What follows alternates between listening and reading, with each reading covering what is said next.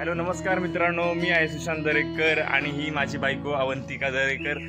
आम्ही आलो आहोत नाशिकमध्ये आणि आता आम्ही त्र्यंबकेश्वरचं दर्शन घेतलं आणि आता आम्ही ब्रह्मगिरी पर्वतावर जाणार आहोत देवाचं दर्शन करण्यासाठी। माहिती वगैरे तुम्हाला सांगणार आहे या व्लॉगमध्ये, तर व्लॉग तुम्ही पूर्णपणे पहा जेणेकरून तुम्हाला पण ह्या सर्व नाशिक शहराची आणि ब्रह्मगिरी पर्वताची तुम्हाला सर्व माहिती मिळेल। आपल्याला पायऱ्यांचा रस्ता आहे, तिथनं आपल्याला जावं लागेल आणि जवळपास 2 तासाचा रस्ता आहे आपल्याला। तर 2 तासाचा आपण वॉकिंग डिस्टन्स केल्यानंतर आपल्याला तो ब्रह्मगिरी पर्वत लागेल। तर असा आवड हवी असा भयंकर उंच प्रचंड असा डोंगर इथे ब्रह्मगिरीचा आहे, ती तुम्हाला आता अवंतिका दाखवेलच। आणि ब्रह्मगिरीची खासियत म्हणजे गौतम ऋषींनी जेव्हा तपस्या केलेली तेव्हा त्यांना गंगादेवी प्राप्त झालेल्या, सो त्याचं एक प्रतीक म्हणून या ब्रह्मगिरीवर त्यांचं एक मंदिर आहे। सो आपण ते पण पाहूयात। सो त्याच्या आणि माझ्यासारखं एकदम निवांतपणे तुम्हाला ट्रेक करायचं असेल तर तुमच्यासोबत असं एक हजबंड मटेरियल असणं गरजेचं आहे, जो तुमचं सगळं सामान कॅरी करेल। Love you mister Darekar. याच्यापेक्षा निवांत ट्रेक करण्याचा अजून काही उपाय नाहीये। मित्रांनो, अशी ही वाट आहे वरती येण्यासाठी ब्रह्मगिरी पर्वतावरून। हे माकडे तुम्ही येताना पाहतायत ना, हे माकडे आहेत ना, मोबाईल नेतात, जे काय सोबतचे पर्स वगैरे आहेत, पाकिट वगैरे आहेत, आपला ते व्यवस्थित ठेवावा लागतो, नाहीतर हे मोबाईल आणि आपले जे काही वस्तू आहेत ते सर्व घेऊन जातात। तर मित्रांनो, इकडे येताना काळजी घ्यायची आहे, माकडापासून सावध राहायचं आहे। ओके, तुम्ही मला डेडिकेट करताय का?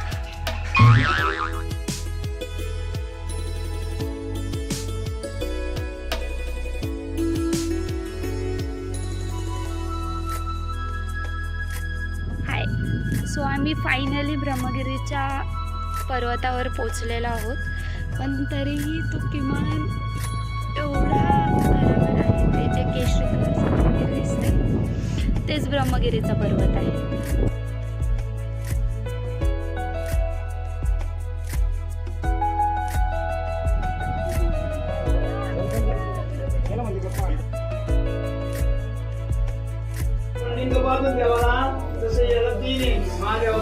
मित्रांनो, आता इथनं आपण या ठिकाणावरून ब्रह्मगिरीचं दर्शन घेतल्यानंतर आता आपण जटा मंदिराकडे जाणार आहोत।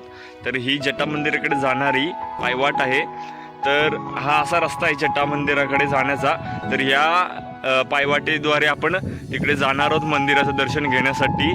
आणि मित्रांनो, तुम्हाला एक सांगतो की ही जी पर्वतरांग आहे ही जुन्नर आणि नंदुरबार या पर्वतरांगेला जोडलेली आहे। तर मित्रांनो, आपण अशाद्वारे जटा मंदिराच्या इथे पोहोचलेलो आहोत। आता मंदिराजवळ आपण दर्शन घेणार आहोत आणि दर्शन घेतल्यानंतर या पायवाटेने आपण वरती जाऊन या डोंगरावर जाणार आहोत।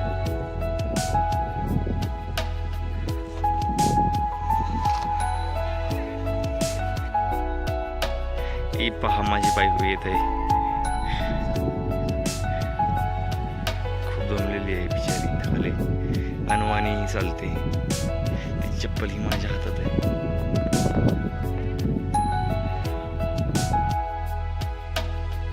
काय म्हणते का मॅडम, थांबलात काय, थांबलात काय, तुझी चप्पल कुठे पाहिली? चला मित्रांनो, या डोंगराचं दर्शन घेतलेलं आहे आम्ही आणि इकडे बघू शकता की इथे काळे ढग आलेले आहेत आणि पाऊस आता पडत आहे।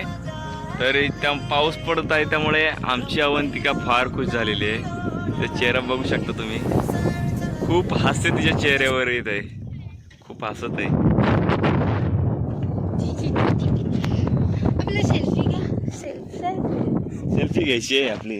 एक पण नाही फोटो काढला, एक पण नाही काढला, लक्षात पण नाही राहत।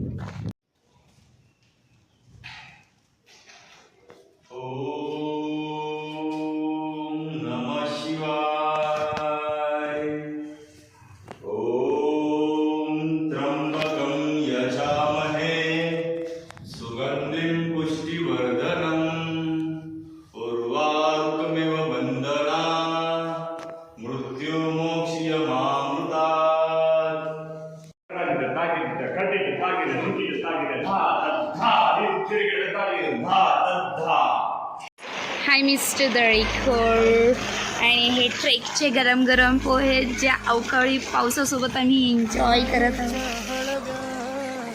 स्पर्शाने खुलते नात्यांच्या बंधात धुंद मोहरते मायेच्या हळव्या स्पर्शाने खुलते नात्यांच्या बंधात धुंद मोहरते. मित्रांनो, फायनली आम्ही ब्रह्मगिरी पर्वतचवर गेलो आणि तिथल्या मंदिरात दर्शन घेतलं. आता आम्ही परतीच्या रस्त्यावर चाललोय आमच्या घरी. तर अवंतिकाला विचारलं कसं वाटलं. एकदम मस्त आणि अवकाळी पावसाने जी एंट्री केली. तर मित्रांनो, अवंतिकाला या ट्रेकचं खूप मजा आली, तिने खूप एन्जॉय केलं. आपण पुढे जाऊया आणि असेच पुढची व्लॉग आम्ही बनवत राहू आणि तुम्हाला दाखवत राहू.